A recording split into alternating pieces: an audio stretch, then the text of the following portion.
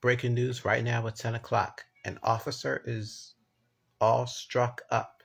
This happened in the Tacony section of Philadelphia.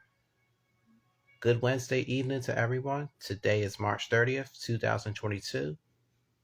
My name is William Perry White Jr., your future news journalist broadcasting live at Studio Letter G. Let's kick off this news story tonight with my sister named Jasmine Payute as she reports from the scene of the crime. Good evening, Jasmine.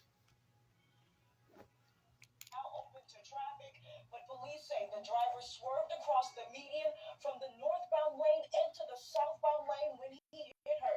This all happened around 8 o'clock this evening when the officer was conducting a traffic stop. Police say the officer, who works in the 15th district, was walking back to her vehicle when she was hit from behind and thrown 10 feet into the air.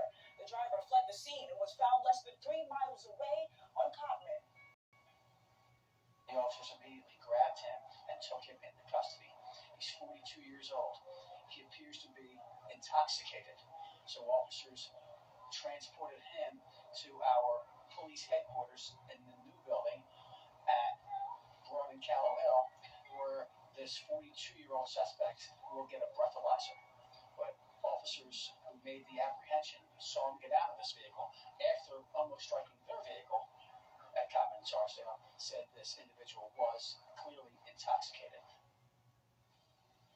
We learned that officer has injuries to her head and body and is currently in stable condition at Jefferson Torresdale Hospital. The department tells me she's been with them for 13 years and is 44 years old. We're still waiting on an ID and the results for that driver. We're live in Tacony. Jasmine Payute, CBS 3 Eyewitness News. All right, Jasmine, thank you so much for that update there. We're also following a threat for severe weather as we take a live view at Center City. While it's calm now, we're keeping an eye on a lot of storms that could produce damaging winds and so much more. Chief Meteorologist, my auntie Kate Bottle, joins us live at the CBS Philly Weather Center for her first check on the forecast. Auntie Kate, good evening to you. This system, and it's really moving towards us quickly. You can see this line of heavy rain and thunderstorms along a cold front, which is moving through portions of the Gulf Coast region tonight. The warm front came through today. That's what brought the cloud cover. As we zoom in, you can see a number of tornado warnings still in effect here. There are 3 right there as the system crosses from Mississippi into Alabama. We had a tornado warning just east of New Orleans. It's now a severe thunderstorm warning. And while the threat is not as pronounced for widespread tornado activity tomorrow, we do have a risk, at least a slight risk, for severe weather. All of this area is shaded in yellow. That is a slight risk, level 2 out of 5 for severe weather. For comparison's sake, the Gulf Coast today had a level 4 out of 5 risk. Damaging winds, the biggest threat, but can't rule out a quick tornado or 2, as there is going to be some wind shear in the lower levels of the atmosphere. That means some rotation is possible. Here's the timing. A couple of showers and clouds out ahead of the main line of storms. We may get some breaks in the cloud cover mid to late afternoon, but it's not until about 6 or 7 o'clock that this line starts to push through. And anytime from 7, possibly ahead of the main line down the shore, through about 8, 9, 10 o'clock, that is going to be the zone we're going to focus on for the worst of the severe weather threat, damaging wind, heavy rain, and again, that risk for an isolated.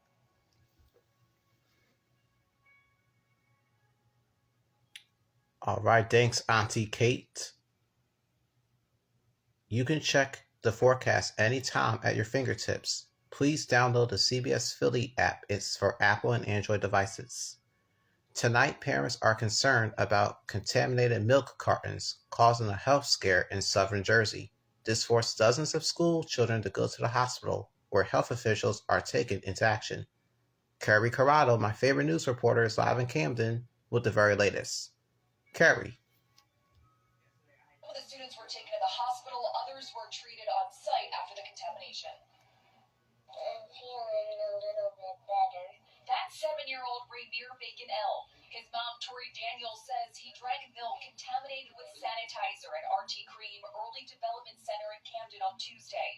At the time of his symptoms, she was unaware of the contamination until she got an unexpected phone call from the school district Wednesday morning. When I got the phone call and I called them back, I was actually literally told that it was a mistake. They weren't supposed to call everybody correct. Okay. It was only one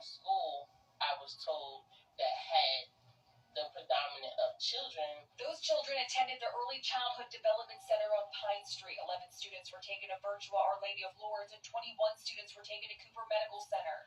At RT Cream, 5 students went to the hospital, including Rainier. 15 others were examined on site. The Camden County Hazmat team says the contamination is from a non-toxic sanitizing product used in manufacturing and packaging of the milk. When that message said that the milk was contaminated with a sanitation cleaning product, that's not going to sit well with any parent. Daniel was especially scared since Rainier is in remission after being diagnosed with cancer at 4 months. She does everything in her power to keep his immune system up. Mistakes happen. I totally get that, but that's a big mistake. I'm going to send him with a note. Please do not give my child any milk. I will send him with water or some juice. The Camden County Health Department wants to thank all of the first responders and will get to the bottom of the situation. On a scale from 1 to 10, 10 being the best, how do you feel? 9.10. That's really good. You must be feeling a lot better. So Camden County health officials are in communication with the milk company. At this point, they are suspending all of the product until the investigation is over. We're live tonight, Carrie Corrado, CBS 3. I'm glad Ramir is doing better. Thank you, Carrie. Well, tonight, family and friends held a candlelight vigil for a 3-year-old who was struck and killed by a drunk driver. They gathered, as Eyewitness News takes you, to the brewery town located at 30th and Girard. That's where SEPTA's Route 15 trolley goes down there all the time. But it's all buses until it resumes back to its trolley service, depending on what year it goes back. As for the man being charged, he's going to face some serious jail time for what he did. A suspect was charged in the death of a 9-year-old girl. The 9-year-old girl that I just told you about in my noon broadcast, her name is Sequoia Bacon. She was playing outside in the Trenton neighborhood on Friday. Authorities believe the shooting stemmed from a post on social media involving the sister and whatnot. Chopper 3 gives you the latest on what happened in Chester on Monday. This all happened at 11th and Welsh. And with that being said, investigators try to estimate that it really makes a person crazy to do things like that. A public viewing for Trooper Martin Mack will be held beginning tomorrow, March 31st.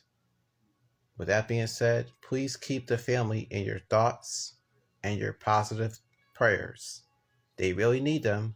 That's what that is. As for the driver, he's facing murder and DUI charges. Let's go to my Uncle Siafa Lewis as he reports in the newsroom to tell you all about the tragedy of the Interstate 95. Uncle Siafa Lewis. This program line, the Fallen Officers Transportation Assistance Program, is intended to provide emergency flights, next flight out, within hours of an officer, law enforcement officer, being attacked in the line of duty. That's what happened following last week's tragedy on I-95. The organization named Luke's Wings after injured soldier Luke Shirley and the organization's other co-founder, Sarah Wingfield, saw the story of the PA troopers on the news and sprung to action. Officer Mack's family did not need Luke Wings' assistance. Officer Siska's extended family did. I'm so sorry to have lost him. I'm so sorry for that family. Our heart and prayers go out to the family. We flew in 5 family members. They're all arriving tomorrow, an aunt, 2 uncles, and 2 cousins. But we're going to keep flying as many of those family members as they want. Luke's Wings relies on donations far and wide from corporate sponsors like Delta Airlines. Anyone can donate their Delta miles to Luke's Wings, to individual donors like you at home. Folks can come to our website and make a small donation. Every little bit helps. If we can get $350, we can book another flight. As for why Gill, a successful commercial real estate broker in Washington, D.C., felt so moved to do this work, He told me this. We have 15 million or so veterans in this country. We have an amazing armed forces. We have first responders. We have law enforcement. These people, these heroes go out and they serve us every day, but we don't serve them. I think we owe them something. If you would like to donate or find out more information about Luke's Wings, just head over to our website, cbsphilly.com. In the newsroom, Siafa Lewis. All right, thank you, Uncle Siafa. We will air Trooper Martin Mack's funeral on CBS News Philly. It begins at 11 p.m. And then on Saturday, April 2nd, another funeral will be held, also on CBS News Philly. Still ahead on Eyewitness News, the diagnosis of Bruce Willis as he steps away from acting. Also ahead, the controversy of the Oscars as Will Smith explained his actions on why he slapped Chris Rock. Plus, the big send-off as Villanova is heading to the Big Easy of New Orleans. That story and much more when the Wednesday evening broadcast continues, live from Studio G. Don't go nowhere.